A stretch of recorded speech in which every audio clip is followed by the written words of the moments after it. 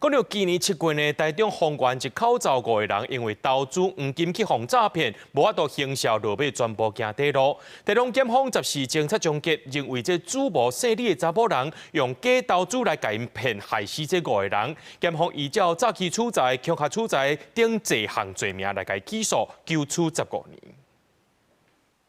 台中丰原姓王一口走5个人，因为防诈骗无法度来还正大条的贷款，规家伙选集体自杀。台中检方经过几个月的侦查，伫14终结，甲主谋姓李的查某人，照诈欺处财、非法供钱、恐吓处财等正多项罪嫌起诉，具体求处15年的刑期。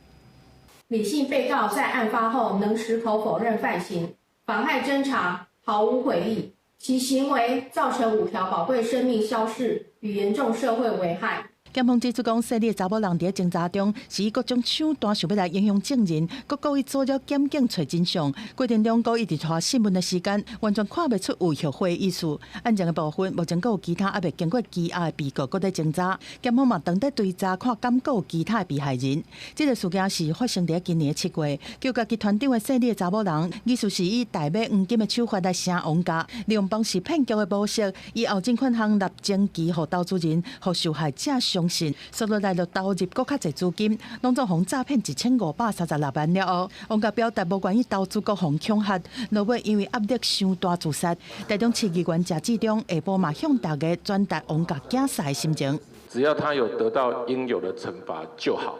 但是我认为应有的惩罚就是重判、重判、重判。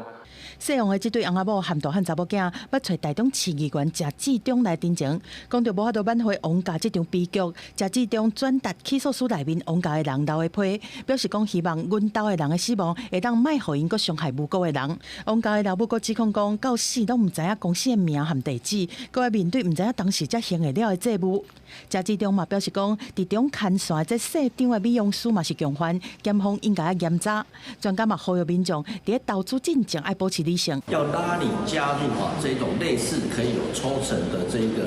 个组织的时候，这个都要特别提高警觉。一开始拿到的都只是自己的这个利息而已，他什么时候要卷款跑掉你都不知道。学者指出讲，这种方式诈骗的模式，假使若资金发生断裂，就会互投资人1块银嘛摕袂返来，呼吁民众爱提高警觉。记者综合报道。